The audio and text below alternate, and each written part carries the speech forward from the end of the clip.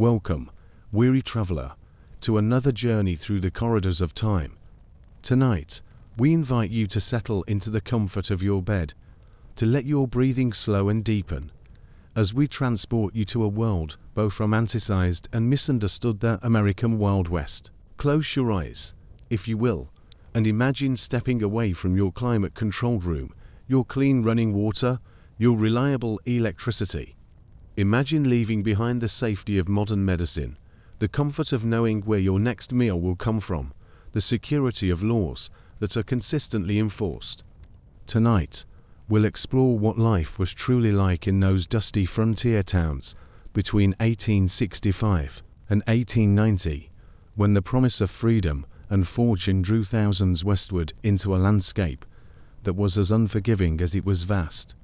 The Wild West of popular imagination, with its heroic gunslingers and romantic saloon scenes, bears little resemblance to the grinding reality that awaited those who ventured into America's expanding frontier. This was a world where survival demanded constant vigilance, where comfort was a luxury few could afford, and where the line between civilization and chaos remained perpetually thin. So let yourself drift back in time to an era when the rhythm of daily life was dictated not by clocks and schedules, but by the rising and setting of the sun, the changing of the seasons, and the ever-present need to simply stay alive. Let us explore together why, despite our modern fascination with this period, you likely wouldn't survive a single day in the genuine Wild West. Picture yourself awakening as the first pale light of dawn creeps through the gaps in roughly hewn wooden walls. The air is dry and thin, carrying with it the scent of sagebrush and dust that seems to settle on everything, including the inside of your mouth. Your clothes, stiff with yesterday's accumulation of dirt and sweat, cling uncomfortably to your skin. There are no soft cotton sheets here, no morning shower awaiting you, only the harsh reality of another day's survival. The silence of the early morning is profound, broken only by the distant lowing of cattle, and perhaps the creak of a windmill turning lazily in the breeze. This is not the comfortable quiet of a suburban morning, but the vast, empty silence of a land where your nearest neighbor might be miles away, where help, should you need it, could be days in coming. Your first task, before you can even think of food or comfort, is water. In most frontier towns, this means a walk to the communal well, assuming the town is fortunate enough to have one that hasn't run dry or become contaminated. The wooden bucket is heavy in your hands, rough splinters catching at your palms as you haul it up from depths that seem to echo with the hollowness of scarcity. The water, when it finally emerges, is often brackish, sometimes cloudy, always precious. You've learned not to waste a single drop, for you've seen what drought can do to a settlement, how quickly prosperity can turn to desperation when the wells run dry. Imagine the weight of that bucket as you carry it back to your dwelling, feeling the strain in muscles that are already weary before the day has truly begun. Your arms ache from yesterday's labor, and they will ache again tomorrow, for there is always wood to chop, fences to mend, animals to tend.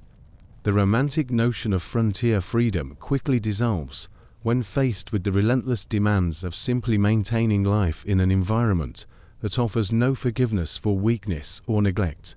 Breakfast, if you are fortunate enough to have one, consists of whatever provisions you've managed to preserve or procure. Perhaps it's hardtack, those tooth-breaking biscuits that could last 4 months, but offered little in the way of pleasure or nutrition. Maybe it's beans, cooked over an open fire that you've had to coax to life with precious kindling, the smoke stinging your eyes as you crouch over the flames. Coffee, when available, is black and bitter, made with grounds that have been reused until they offer little more than the memory of flavor. The act of cooking itself is a constant battle against the elements. Wine threatens to extinguish your fire, while dust settles into every pot and pan. Water must be boiled not just for coffee, but for safety, a lesson learned through bitter experience by those who survived the various ailments that swept regularly through frontier communities. Every meal is a small victory against a landscape that seems determined to make survival as difficult as possible. As the morning progresses, You realize that the romantic image of the cowboy riding free across endless plains bears no resemblance to the grinding routine of actual frontier life. If you own livestock, they require constant attention. Cattle must be moved to fresh grazing areas, their health monitored for signs of disease that could wipe out your entire livelihood in a matter of weeks. Horses need grooming, shoeing, feeding, and the lame horse in this environment isn't just an inconvenience. It's a potential death sentence. The tools of frontier life are simple but demanding. Everything requires physical strength and skill that takes years to develop. Fences made of rough-cut timber need constant repair, especially after storms or when cattle decide to test their boundaries. The sound of your hammer against wood echoes across the empty landscape, a rhythmic reminder of the endless cycle of maintenance that keeps civilization's thin veneer intact. Weather is not something you check on a convenient app, it's a constant presence that can shift from benign to deadly with little warning. The sun beats down mercilessly during the day, baking the earth until it cracks and sending heat waves shimmering across the horizon. But you've also seen how quickly a summer storm can turn violent, with hail the size of eggs destroying crops in minutes, or lightning that can start fires that spread faster than any human effort can contain them. Winter brings its own terrors. Blizzards can last 4 days, trapping you in whatever shelter you've managed to construct, with no guarantee that your food stores will last until the storm passes. The cold is not the manageable chill of a heated home with the thermostat turned down. It's the kind of bone-deep cold that makes every breath painful, that turns simple tasks into monumental challenges, that can kill you if you make even small mistakes in judgment. The isolation of frontier life weighs heavily as the day progresses. You might go weeks without seeing another human face, with only the sound of your own voice for company. The psychological toll of such solitude is profound, leading to a form of madness that frontier doctors recognized but could do little to treat. Letters from home, when they arrive at all, are months old, filled with news of a world that seems increasingly distant and unreal. Even in the busier frontier towns, the sense of impermanence is palpable. Buildings are constructed quickly and cheaply, designed more for immediate functionality than longevity. The main street, which might boast a general store, a saloon, and perhaps a hotel of sorts, is often little more than a collection of wooden structures that could be abandoned at a moment's notice if the local mine played out or the railroad decided to route through somewhere else. The general store, if your town is fortunate enough to have one, offers goods at prices that would shock modern sensibilities. A simple tool that might cost a few dollars today could represent a significant portion of your monthly income.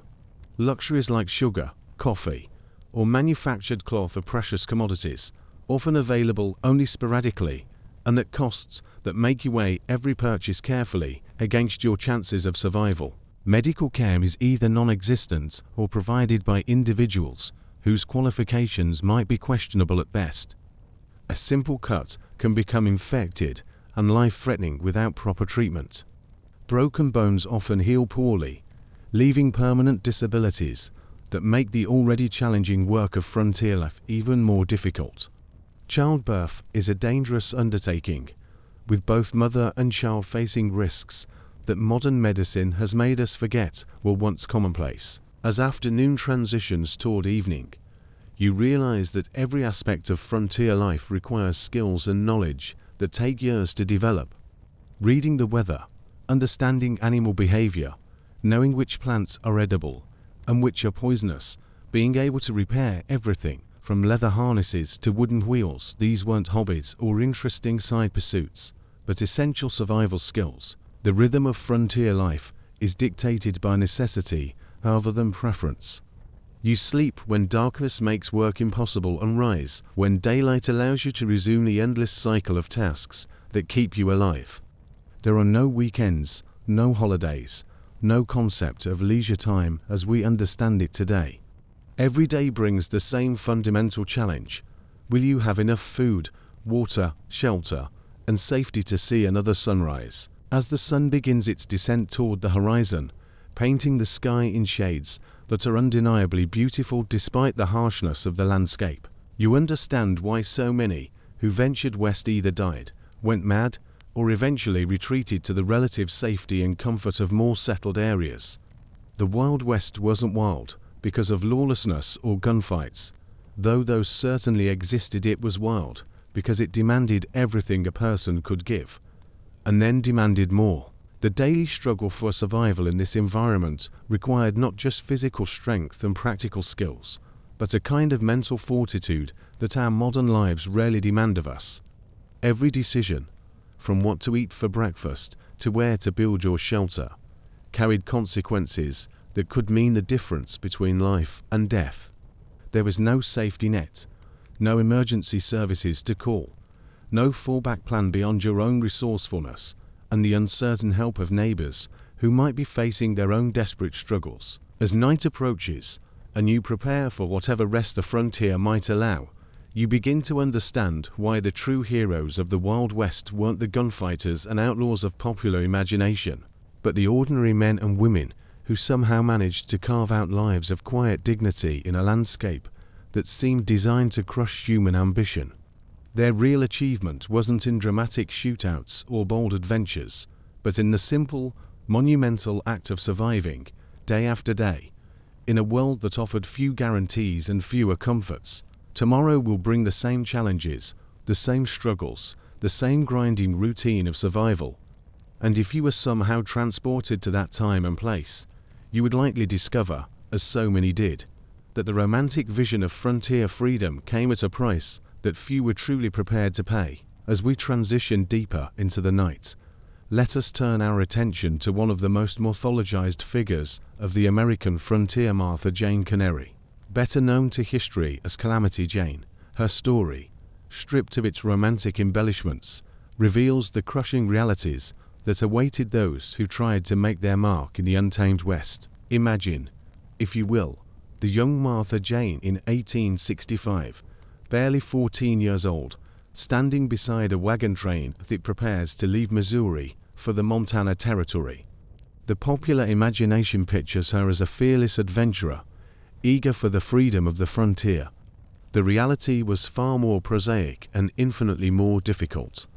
Her family, like thousands of others, was fleeing economic hardship, chasing rumors of opportunity in a land where such opportunities came at a price few truly understood. The journey itself was a testament to human endurance pushed to its breaking point.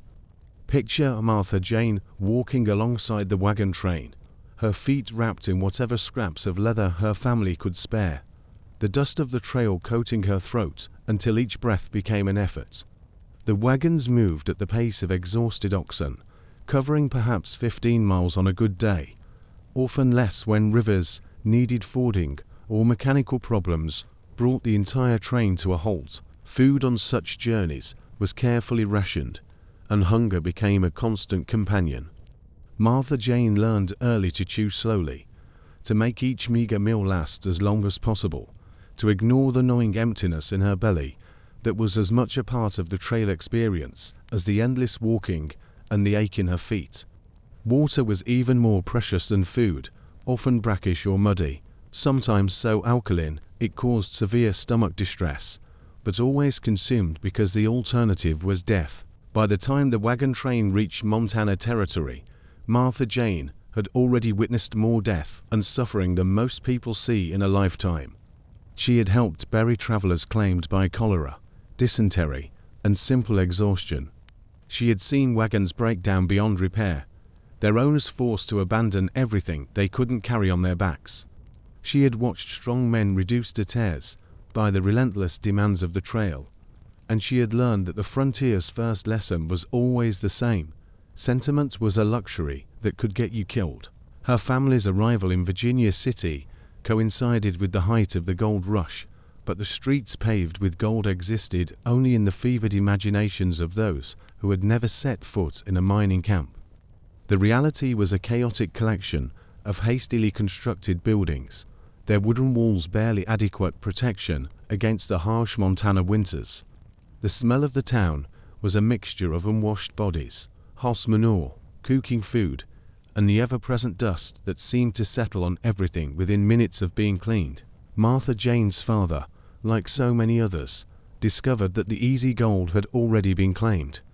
What remained required backbreaking labor for uncertain rewards. He spent his days bent over a sluice box, panning 4 flakes of gold that might amount to a few dollars if he was fortunate, or for nothing at all if luck turned against him. The work was monotonous and physically demanding, performed in all weather conditions, with hands that became permanently stained and scarred from the constant handling of rough gravel and the cold water of mountain streams. When her father died, some say from pneumonia, others from the simple exhaustion of frontier life, Martha Jane found herself truly on her own in a world that offered few opportunities for young women and even fewer protections.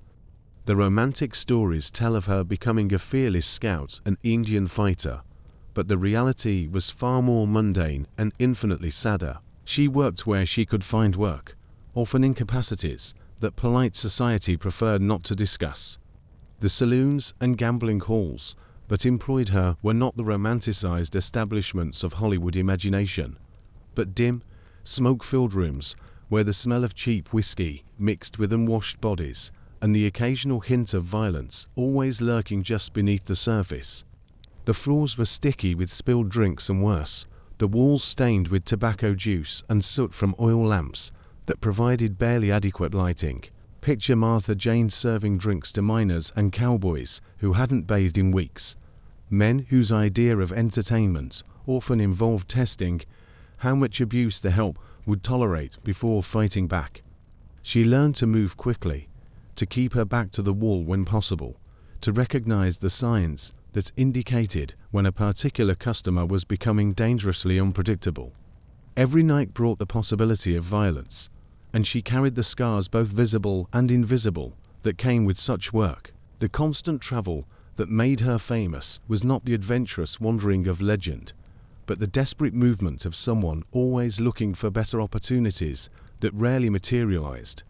She followed railroad construction crews, military expeditions, mining booms, any situation where her particular skills might be needed and compensated. But such work was always temporary, and Martha Jane spent much of her adult life moving from one temporary situation to another, never able to establish the kind of stability that most people take for granted. The hygiene standards of frontier life were particularly brutal for women. Martha Jane, like most frontier women, went months without a proper bath, washing when possible in whatever water source was available, often cold stream water that left her chilled and only partially clean. Her clothes, worn for weeks or months at a time, became stiff with accumulated dirt and sweat.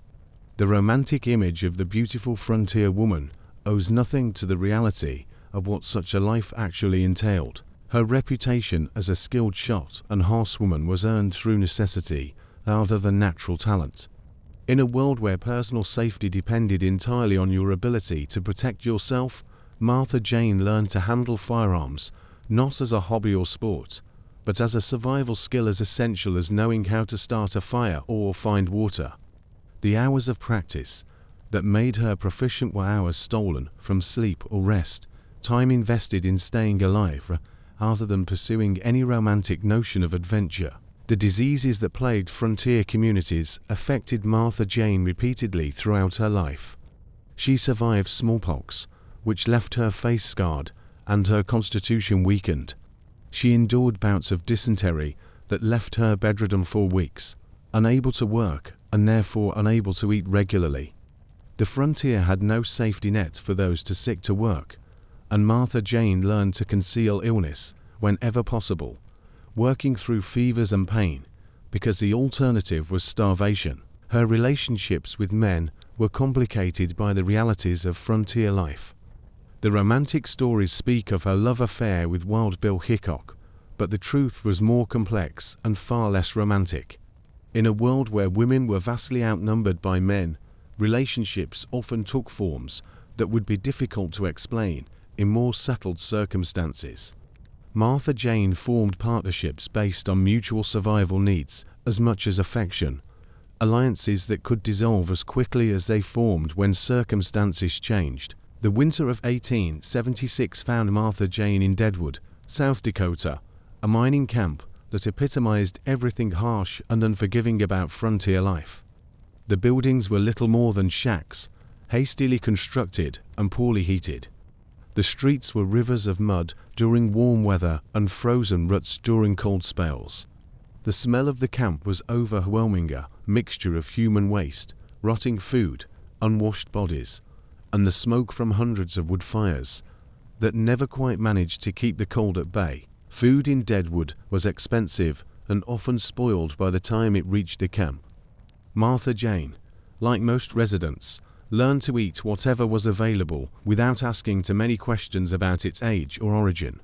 Meals often consisted of beans that had been cooked and recooked until they were barely recognizable, bread that was more often hard than soft, and meat of uncertain provenance that required careful chewing to avoid breaking teeth on shot or bone fragments. The violence in Deadwood was not the romanticized gunfights of legend, but the brutal, sudden eruptions that occur when desperate people are crowded together under impossible circumstances. Martha Jane witnessed murders over card games, saw men killed for their boots or their last few coins, watched as disputes over mining claims escalated into bloodshed that left families destroyed and communities traumatized. The law, when it existed at all, was often indistinguishable from the lawlessness it was supposed to control. Sleep, that most basic of human needs, was a constant challenge in places like Deadwood. The thin walls of frontier buildings provided little insulation against the sounds of neighboring activities, which could range from loud conversations to violent arguments to activities that polite society preferred not to acknowledge. Martha Jane, like most frontier dwellers, learned to sleep through almost anything, but true rest was a luxury rarely achieved. As the years passed, the constant stress and hardship of frontier life began to take their inevitable toll. Martha Jane's health deteriorated under the strain of poor nutrition, inadequate shelter, and the endless struggle to survive in an environment that seemed designed to break the human spirit. Her face, weathered by sun and wind, bore little resemblance to the youthful features that had accompanied her on that first wagon train journey to Montana Territory. The myth makers would have us believe that Martha Jane lived a life of excitement and adventure, but the reality was one of grinding poverty, constant uncertainty, and the slow erosion of hope that comes with years of disappointment. She died in 1903, not in some dramatic fashion befitting a legendary figure, but quietly and largely unnoticed, another casualty of a way of life that consumed far more people than it ever rewarded. Her true heroism lay not in any spectacular deeds recorded by dime novelists, but in the simple act of survival itself. Day after day, year after year, she managed to endure in a world that offered few rewards for such endurance. She represents thousands of women whose names history never recorded, who fought the same battles against hunger, disease, violence, and despair, who somehow managed to maintain their humanity in circumstances that would have broken many people. As we consider Martha Jane's story, we begin to understand that the real Wild West was not a place of romantic adventure, but a testing ground where human resilience was pushed to its absolute limits. The men and women who survived were not the gunslinging heroes of popular imagination, but people who had learned to endure, to persist, to find ways of continuing even when continuation seemed impossible. The lesson of Calamity Jane's life is not one of triumph over adversity, but of the terrible cost of survival on a world that offered few second chances and even fewer comfortable endings. Her story reminds us that behind every legend of the Wild West lies a human being who paid a price that most of us cannot imagine for whatever small place they managed to carve out in an unforgiving landscape. Tomorrow, as you wake in your comfortable bed, with clean water flowing from your taps and medical care available when needed, remember Martha Jane Canary and the thousands like her who lived and died in pursuit of dreams that the frontier rarely allowed them to achieve. As the night deepens around us, let us turn our attention to the stories told not by words or memories, but by the silent artifacts buried beneath the dust of abandoned frontier towns. Archaeology has a way of cutting through the romantic narratives that have grown around the Wild West, revealing truths that are often more sobering than the myths we've come to cherish. Picture yourself walking through the remains of what was once a bustling frontier settlement, perhaps Bodie, California, or Bannack, Montana, places where the wind now whispers through empty doorframes, and the only inhabitants are the ghosts of dreams long abandoned. The archaeologists Trell and Brush have revealed layer upon layer of everyday life, each artifact a small testimony to the reality of frontier existence. In the dirt floors of abandoned saloons, researchers have uncovered thousands of fragments that tell a story far removed from the romanticized image of the frontier drinking establishment. The broken glass scattered across these sites speaks of cheap whiskey served in vessels that were rarely, if ever, properly cleaned. The predominant color is brown and green, the hues of bottles that once contained liquor so harsh that it was often mixed with additives to make it palatable, or at least tolerable. Among these fragments, archaeologists have found the small, round bottles that once held patent medicines, concoctions that promised to cure everything from consumption to melancholy, but often contained little more than alcohol and opium. The sheer quantity of these medical bottles found at frontier sites tells us something profound about the health challenges faced by settlers and their desperate attempts to find relief from ailments that proper medical care might have addressed. The dining areas of these establishments, when excavated, reveal a diet that was monotonous and often nutritionally inadequate. The bones found in frontier garbage pits are predominantly from tough, older animals, cattle that had outlived their usefulness for milk or labor, pigs that had grown too large or difficult to maintain. The cut marks on these bones show that every scrap of meat was carefully removed, every bit of marrow extracted, nothing wasted in a world where the next meal was never guaranteed. Interestingly, the archaeological record also reveals the prevalence of canned goods, particularly in the more remote settlements. The tin cans scattered throughout frontier sites bear labels from distant manufacturers, reminding us that even in the most isolated communities, survival often depended on connections to the wider world. But these cans also tell a darker story. Many show signs of having been opened with whatever tool was available, often resulting in jagged edges that could cause serious cuts, and the contents were often consumed long past what we would consider safe expiration dates. The personal effects found in frontier homes paint a picture of lives lived with minimal possessions, each item serving multiple purposes out of necessity rather than choice. Combs carved from bone show wear patterns indicating they were used not just for grooming, but for various household tasks.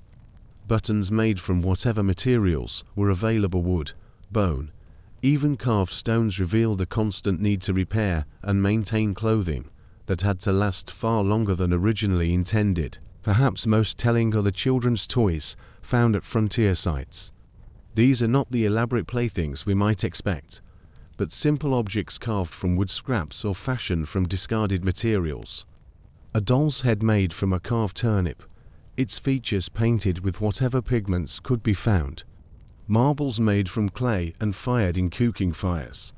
These artifacts speak to parents' efforts to provide some semblance of childhood joy in circumstances that offered little opportunity for such luxuries. The archaeological record also reveals the complex cultural interactions that characterized frontier life, interactions that the simplified narratives of popular culture often overlook.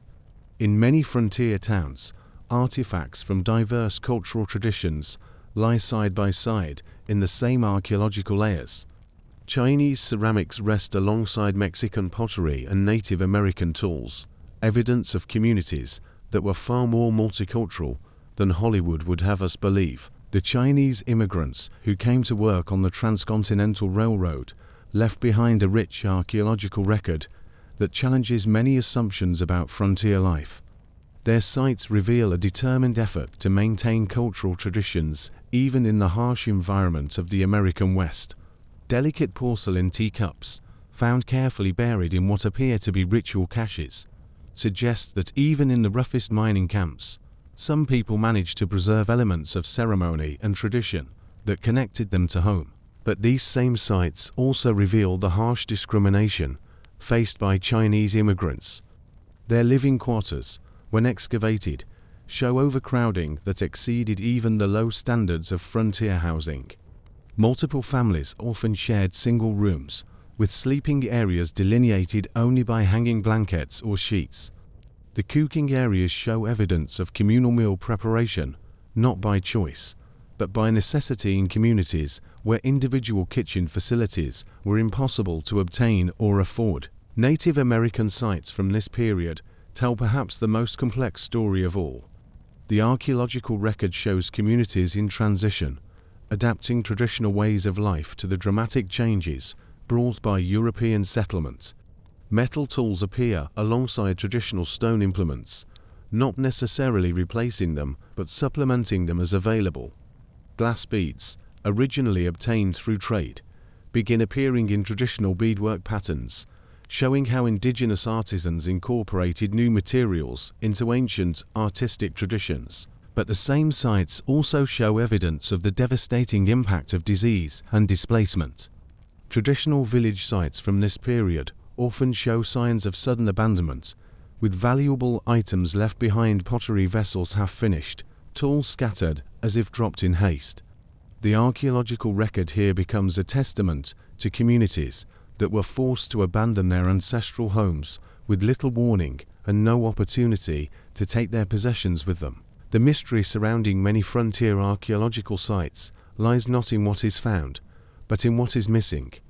The absence of certain types of artifacts tells its own story. The scarcity of books, for instance, reflects not just illiteracy, but the practical impossibility of transporting and preserving such fragile items in frontier conditions. The few books that do appear in archaeological contexts are usually religious texts or practical manuals, their pages often showing evidence of having been used for purposes other than reading, perhaps as kindling for fires, or even as primitive toilet paper. Women's lives on the frontier can be partially reconstructed through the archaeological record, though much remains mysterious. Sewing implements are common finds, but they show patterns of use that suggest constant mending rather than creative needlework. Thimbles worn smooth, needles sharpened and resharpened until they were barely functional, thread made from whatever materials were available when manufactured thread was unavailable or too expensive. The fabric fragments found at frontier sites tell their own story of hardship and adaptation. Dresses that began as fine cotton or wool show patches, made from whatever materials were available, different fabrics, different colors, creating garments that bore little resemblance to their original appearance. Children's clothes, when found, often show evidence of having been let out multiple times as the child grew, then eventually cut down to fit a smaller sibling. One of the most poignant aspects of frontier archaeology is the evidence of failed dreams and abandoned hopes. Prospecting tools found scattered across remote sites tell of individuals who ventured into the wilderness chasing rumors of gold, only to discover that the reality of mining was far different from the stories that had lured them west. Broken picks and shovels, rusted pans, and the remains of crude shelters mark the spots where dreams died slowly under the relentless pressure of physical exhaustion and dwindling supplies. The saloon culture of the frontier, so romanticized in popular culture, reveals a darker reality through archaeological investigation. The floors of these establishments, when carefully excavated, often yield evidence of violence that went far beyond the dramatic shootouts of Hollywood imagination. Bloodstains that have soaked deep into wooden floorboards, bullet holes in walls, and the occasional discovery of improvised weapons tell of a level of casual violence that was simply accepted as part of daily life. Gaming pieces found in these contexts are particularly revealing. Dice that show signs of having been altered to improve certain outcomes. Playing cards that bear subtle marks visible only to those who knew what to look for. Poker chips made from whatever materials were available. These artifacts reveal a gambling culture where cheating was common and violence was often the result, when cheating was discovered. The archaeology of frontier cemeteries provides perhaps the most sobering evidence of the true course of westward expansion. The headstones, when they exist at all, tell stories of lives cut short by disease, accident, and violence. Infant mortality rates, as revealed through cemetery excavations, were staggering even by the standards of the time. Women who died in childbirth, men who succumbed to mining accidents, children who fell victim to diseases that could have been easily treated with modern medicine. The archaeological record is a catalogue of tragedy that belies the adventurous narrative of frontier settlement. But perhaps most mysteriously, many frontier graves contain no markers at all. These anonymous burials, discovered only through careful archaeological investigation, represent the countless individuals whose stories were never recorded, whose names were never preserved, who lived and died without leaving any trace in the written historical record. They are the true silent majority of the frontier experienced people who came west hoping for better lives, but found only hardship and early death. The cultural myths of the Wild West have proven remarkably persistent, but archaeology provides a corrective to these romanticized narratives. The reality revealed through careful excavation is one of communities struggling to survive in harsh conditions, of people making do with whatever materials were available, of cultures adapting and changing in response to circumstances that no one could have fully anticipated. As we consider these silent testimonies from the past, we begin to understand that the true story of the Wild West is not one of heroic individualism and romantic adventure, but of human communities trying to create meaningful lives under circumstances that tested every aspect of their endurance and ingenuity. The artifacts they left behind speak not of triumph, but of persistence, the quiet heroism of people who kept going even when going became almost impossible. These archaeological remnants remind us that history is made not just by the famous figures whose names we remember, but by the countless ordinary people whose daily struggles and small victories created the foundation upon which our modern world was built. Their legacy lies not in dramatic stories of gunfights and gold strikes, but in the simple fact that they endured, day after day, in a world that offered few rewards for such endurance. As our journey through the Wild West draws toward its close, let us explore one final aspect of frontier life that challenges our understanding of this period: the profound inequality that existed between those who prospered and those who merely survived. The frontier was not the great equalizer of popular imagination, but rather a place where existing disparities were often magnified by the harsh conditions and limited resources. Picture, if you will, two very different morning scenes unfolding simultaneously in the same region of 1880s Wyoming territory. In a modest claim shack, a homesteader's wife rises before dawn to tend the fire that has nearly died during the cold night, her breath visible in the frigid air as she coaxes reluctant flames from precious kindling. 20 miles away, in a grand ranch house that wouldn't look out of place in Boston or Philadelphia, a cattle baron's wife awakens to find that servants have already stoked the fires, prepared hot water for washing, and begun cooking a breakfast that will feature eggs, bacon, fresh bread, and real coffee. The contrast between these two worlds was stark and often existed within sight of each other. The great cattle barons of the frontier men, John Illiff in Colorado or Richard King in Texas, lived lives of luxury that rivaled those of Eastern industrialists, while the small farmers and ranch hands who worked their land struggled with poverty that would have been familiar to the most desperate urban slums. Consider the daily routine of someone like Granville Stewart, one of Montana's most successful ranchers during the 1880s. His morning begins in a bedroom furnished with items shipped from the finest manufacturers in Chicago and New York. The bed itself is a massive four-poster made of walnut, its mattress stuffed with down rather than the straw or corn husks that served most frontier dwellers. The windows are glazed with real glass, not the oiled paper or animal hide that covered most frontier openings, and hung with curtains made of silk imported from the East. Stewart's breakfast table groans under the weight of abundance that most frontier families could only dream of.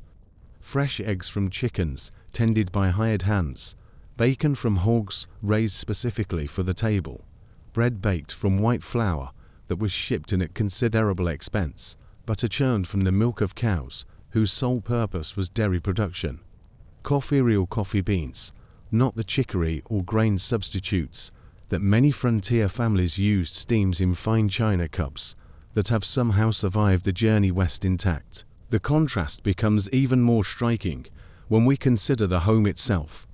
Stewart's ranch house features multiple rooms, each with a specific purpose, a luxury that most frontier families couldn't even imagine.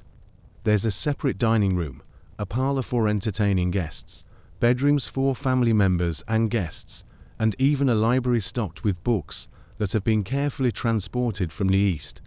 The walls are covered with wallpaper imported from Europe, the floors laid with carpets that cost more than most frontier families earned in a year. Meanwhile, 20 miles away, the homesteader family's entire living space consists of a single room, perhaps 16 by 20 feet, as they were fortunate enough to have had the materials and energy to build that large. This single space serves as kitchen, dining room, living room, and bedroom for what might be a family of 6 or more. Privacy is a concept that exists only in memory, and personal space is measured in inches rather than feet. The cattle baron's day is structured around business decisions and social obligations. He might spend his morning reviewing reports from his various operations, correspondence with Eastern investors, or planning the construction of another line camp or the purchase of additional grazing land. His concerns are strategic, rather than tactical, not whether there will be enough food for dinner, but whether the Chicago beef prices will support his expansion plans. In contrast, the homesteader's day is consumed entirely by the immediate needs of survival. Every decision revolves around the basic necessities of life. Is there enough firewood to last through a cold snap? Can the remaining flour be stretched to last until the next trip to town? Will the family's single milk cow continue producing through the winter? These are not theoretical concerns, but matters of life and death. The social lives of these two worlds were equally disparate. The wealthy ranchers created an elaborate social structure that mimicked, and sometimes exceeded, the sophistication of Eastern society. They hosted elaborate dinner parties where guests traveled hundreds of miles to attend, events that featured multiple courses, fine wines, and entertainment that might include musicians imported from Denver or San Francisco. These gatherings served not just as social events, but as business meetings where deals involving thousands of cattle and vast tracts of land were negotiated over cigars and brandy. The guest rooms in these ranch houses were furnished with the expectation that visitors might stay for weeks rather than days, a necessity given the distances involved in frontier travel, but also a reflection of a lifestyle that treated hospitality as an art form. Clean linens changed regularly, private washing facilities, and meals that showcased the abundance of the ranch were all part of an elaborate display of wealth and success. For the struggling homesteader family, social interaction was limited by both geography and economics. Neighbors might be miles away, and the time and energy required to maintain social connections were luxuries that the constant demands of survival rarely allowed. When social gatherings did occur, they were usually centered around practical needs, barn raisings, harvest assistance, or community responses to disasters rather than pleasure or entertainment. The educational opportunities available to children in these two worlds reflected the broader inequalities of frontier society. The cattle baron's children might be sent east for schooling, or tutors might be brought to the ranch to provide education that rivaled what was available in the most sophisticated cities. These children grew up bilingual in English and the languages of their parents' business partners, Spanish for those dealing with Mexican land grants, or various Native American languages for those whose operations required negotiations with tribal leaders. In contrast, the homesteaders' children were fortunate if they received any formal education at all. One-room schoolhouses, when they existed, were staffed by teachers whose qualifications might be questionable and whose tenure was often brief. Children were needed for the work of the farm or ranch, and their labor was often considered more valuable than their education, especially during planting and harvest seasons. The medical care available to these two populations was dramatically different. Wealthy ranchers could afford to bring doctors from distant cities for serious medical issues, or even to maintain physicians on their payrolls. When emergencies arose, they had the resources to transport family members to hospitals in Denver, San Francisco, or even back east if necessary. The homesteader family faced medical crises with nothing more than folk remedies, prayer, and whatever assistance neighbors might be able to provide. A broken bone might heal crooked, leaving permanent disability. A difficult childbirth could mean death for both mother and child. Simple infections could become life-threatening without proper treatment, and diseases that could be easily managed with adequate resources often proved fatal in families that lacked the means for proper care. Transportation options reflected these same disparities. The wealthy rancher might own multiple horses, each bred and trained for specific purposes, riding horses for pleasure and business, draft horses for a heavy work, and carriage horses for formal occasions. His wife might travel in a carriage that featured upholstered seats, weather protection, and springs that made long journeys bearable rather than endurance contests. The homesteader family, if they were fortunate enough to own any animals at all, might have a single horse or mule that served every purpose from field work to transportation. This animal was often overworked and underfed, making it unreliable for emergency situations when speed or endurance might mean the difference between life and death. Even clothing reflected the vast differences in economic circumstances. The cattle baron's family wore garments made from fine materials and tailored by skilled craftspeople. Their clothes were not just functional but fashionable, designed to reflect their status and success. Seasonal changes meant entirely different wardrobes, and social occasions called for specialized attire that might be worn only once or twice before being replaced by newer fashions. The homesteader family's clothing was purely functional, made to last as long as possible under harsh conditions. A single coat might serve a person 4 years, patched and mended repeatedly until it bore little resemblance to its original appearance. Children's clothing was made to accommodate growth, with hems that could be let down and seams that could be let out, then passed down to younger siblings until the fabric literally disintegrated. Winter presented perhaps the starkest contrast between these two worlds.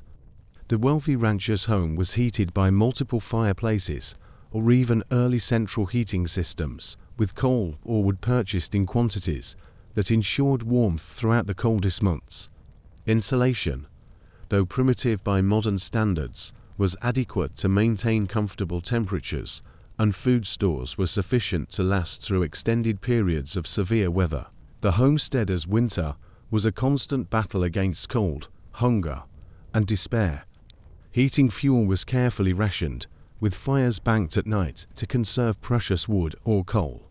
Families often slept together in a single room, sometimes in a single bed, using their combined body heat for warmth that their heating system couldn't provide.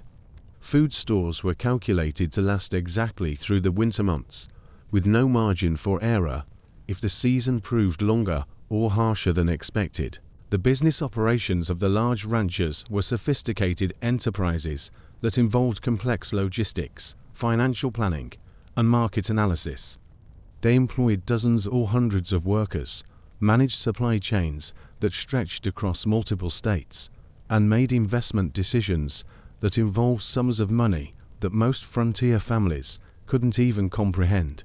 The homesteader's business consisted of trying to grow enough food to feed his family, while perhaps producing a small surplus that could be sold or traded for essential items that couldn't be produced on the farm. Success was measured not in profits or expansion, but in simple survival, making it through another year without losing the farm, the livestock, or family members to the constant threats of frontier life. The legal systems of frontier territories often reflected and reinforced these inequalities. Wealthy ranchers had the resources to hire skilled attorneys, to influence local politics, and to navigate the complex web of land laws, water rights, and territorial regulations that govern frontier development. They could afford to fight lengthy legal battles over property disputes, and often emerged victorious through superior resources, rather than superior legal positions. The small farmer or homesteader faced the legal system with little understanding of its complexities, and no resources to hire professional help.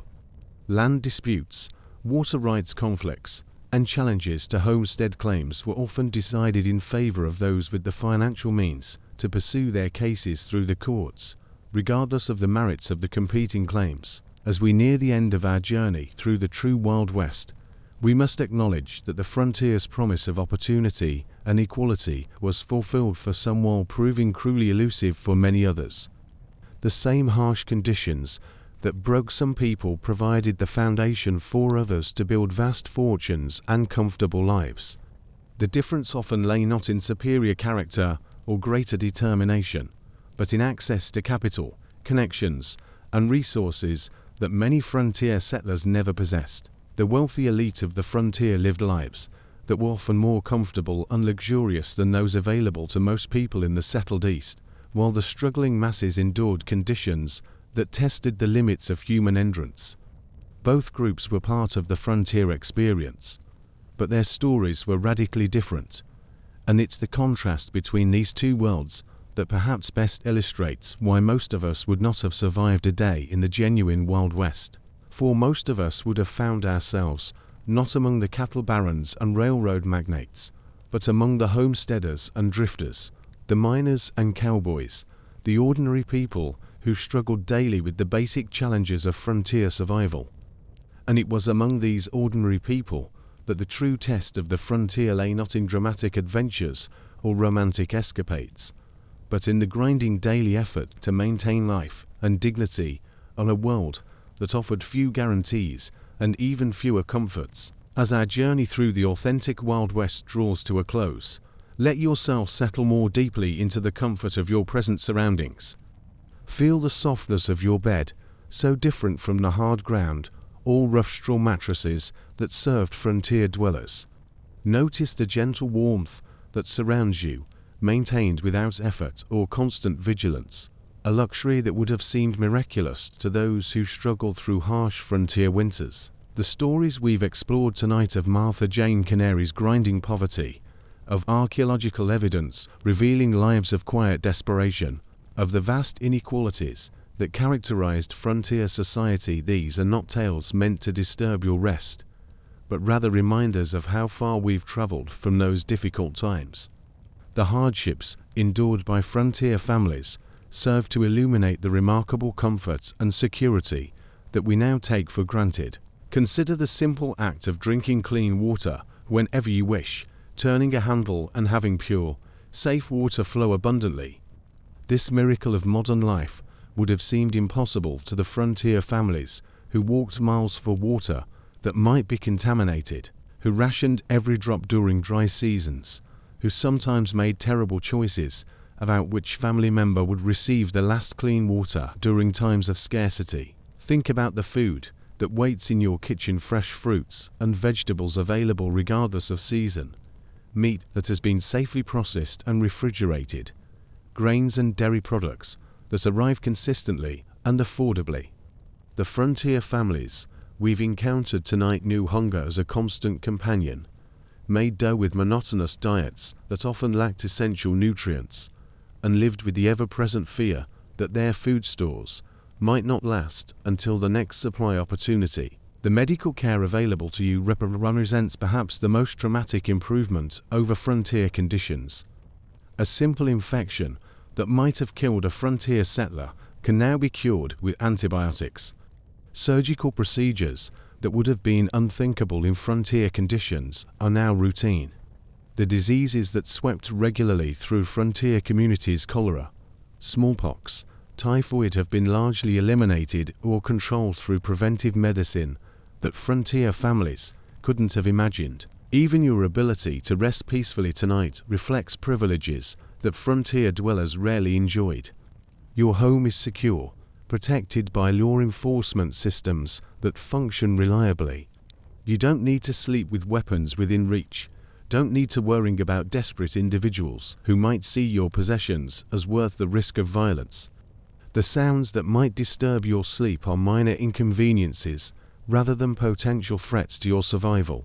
The social connections that enrich your life, family members you can contact instantly, friends who are available when needed, communities that provide support during difficult times. These networks of care and assistance were luxuries that the isolated frontier families often had to live without.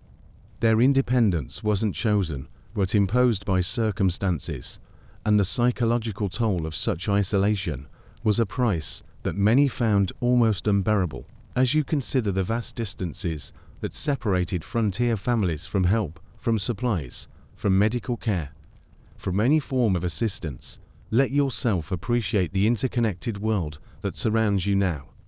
The infrastructure that brings goods from around the world to your local stores, the communication systems that keep you connected to loved ones, the transportation networks that make distances manageable. All of these represent solutions to problems that once made daily life a constant struggle for survival. The freedom that frontier families sought, freedom from the constraints of settled society, freedom to start fresh, freedom to build something new, came at a cost that most were unprepared to pay.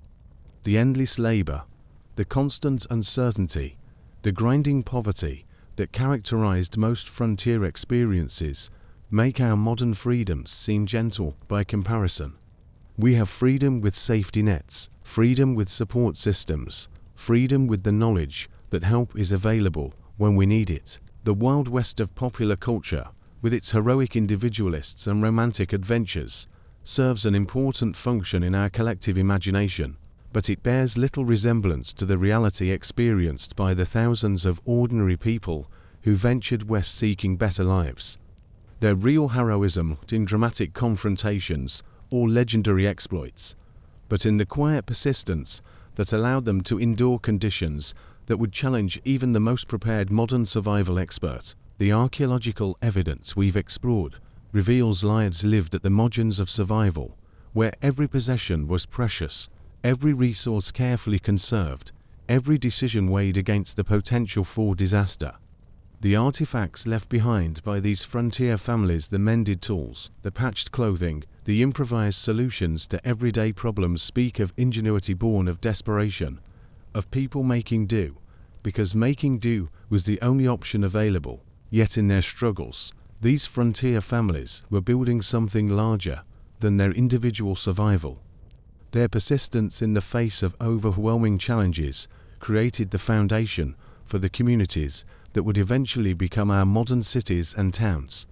Their willingness to endure hardship and uncertainty opened pathways that later generations could follow more safely and comfortably. The inequality we've observed between frontier elite and frontier poor reminds us that even in the harshest circumstances, human societies tend to recreate familiar patterns of advantage and disadvantage.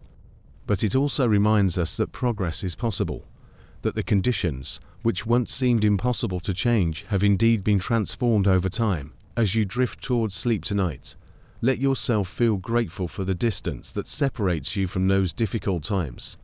The warm bed that cradles you, the clean air you breathe, the safety that allows you to rest without vigilance, these are gifts that have been purchased through the struggles of generations who faced challenges we can barely imagine. The true lesson of the Wild West is not about heroic individualism or romantic adventure, but about human resilience and the gradual improvement of the human condition. The hardships endured by frontier families were real and often devastating, but they were not permanent. The suffering they experienced helped create a world where such suffering became increasingly unnecessary. Sleep now, comfortably and safely, knowing that you live in an era where the basic necessities of life are no longer constant struggles, where help is available when needed, where the future holds promise rather than merely the hope of survival. The frontier families, whose stories we've shared tonight, would marvel at the security and comfort that now allow you to rest peacefully, and perhaps, in their honor, that rest can be a little deeper, a little more appreciative of the remarkable distance we've traveled from those harsh and unforgiving times. The Wild West, in all its authentic difficulty and complexity, has passed into history, leaving us with lessons about human endurance and the value of the progress we've achieved. Let those lessons settle gently into your thoughts as sleep approaches, reminding you that even the most challenging periods in human history eventually give way to something better, something more hopeful, something that allows for peaceful rest at the end of a long day. Sweet dreams, and may your sleep be untroubled by the struggles of the past, comforted instead by the knowledge that those struggles have led to the peace and security you now enjoy.